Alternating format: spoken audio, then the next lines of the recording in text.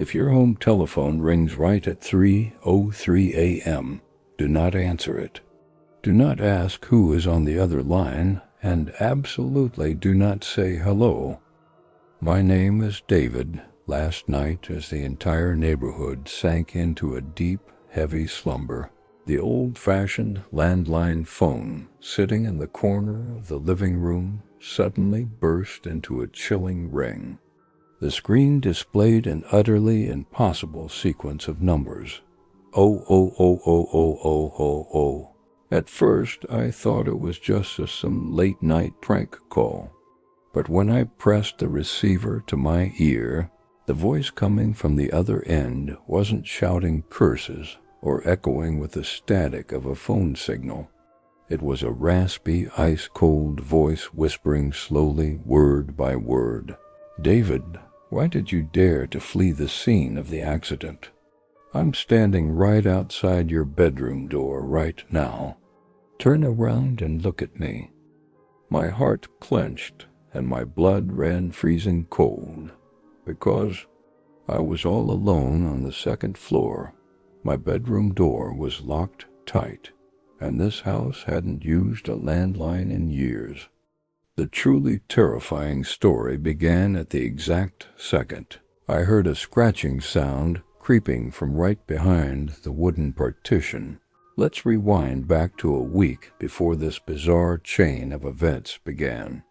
I had moved into an old vintage boarding house tucked away in the outskirts of Boston to make it easier to work as a freelance graphic designer. The rent was dirt cheap, the soundproofing was decent, and the atmosphere was quiet, the ideal setting for someone who loved working late nights. The house only had one piece of furniture left behind from the previous owner, an old-school 90s landline phone sitting in the living room corner.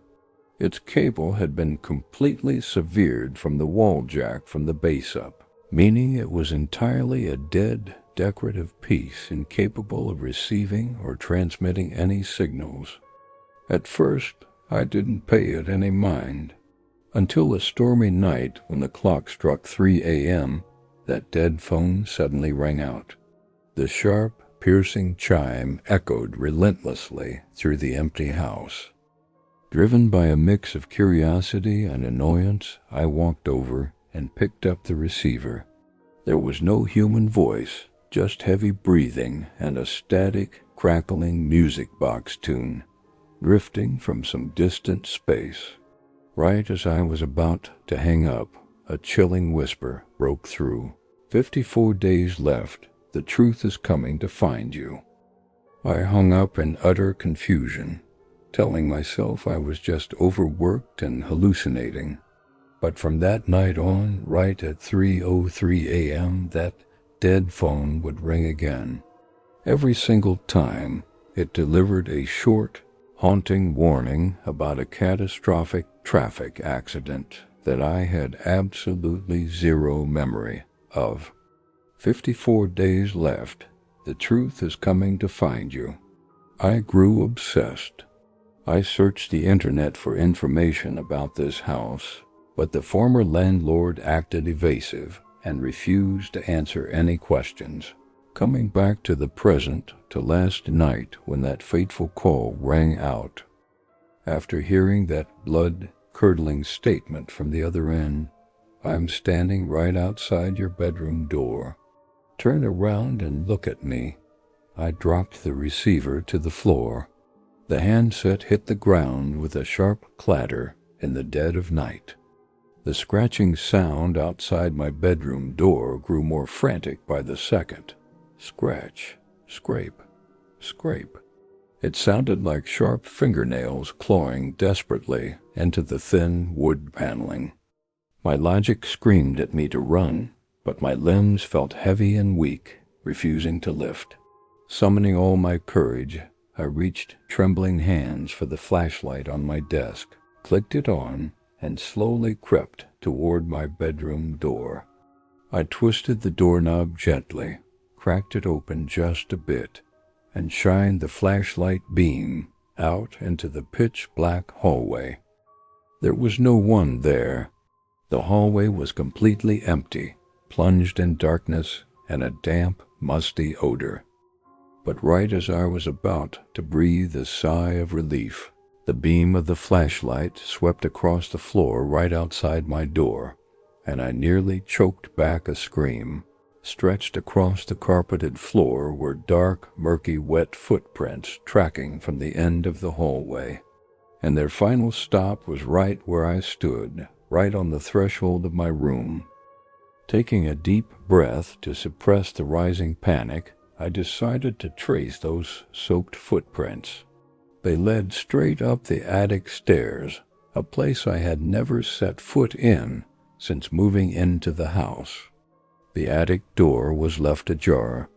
The old landlord had strictly warned me that up there were just old boxes of junk and nothing important. But at this moment, a bizarre pull compelled me to step up. I pushed open the attic door. The screech of rusted hinges rang out painfully in the quiet space. I raised the flashlight high.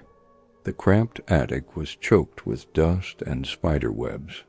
Old cardboard boxes and broken furniture surrounded me, but what caught my attention most was a small wooden table right in the center of the room, holding a half-melted white candle, and beside it, a picture frame turned completely face down.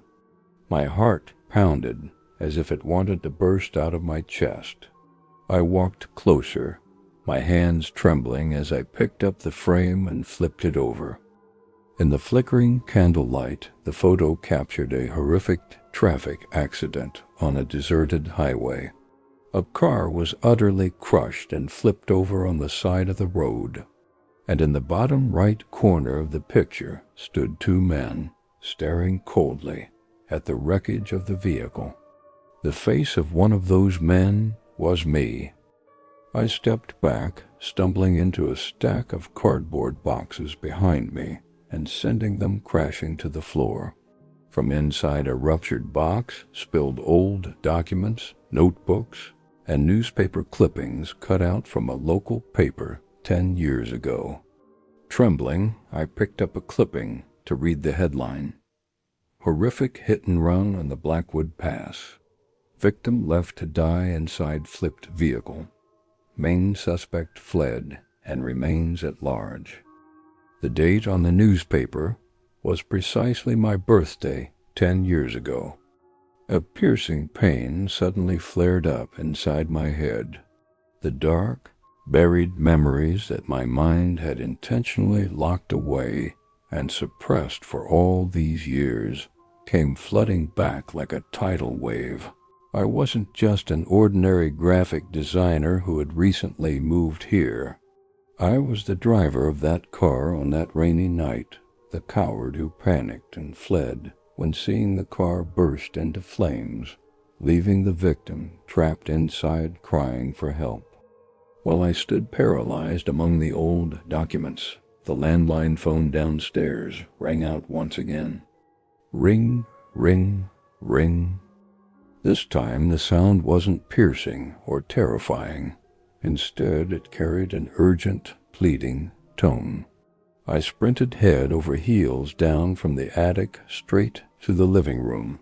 The vintage landline phone was vibrating violently, a small red indicator light flashing repeatedly from the base, something I had never seen happen during daylight. I picked up the receiver, my trembling hands pressing it against my ear.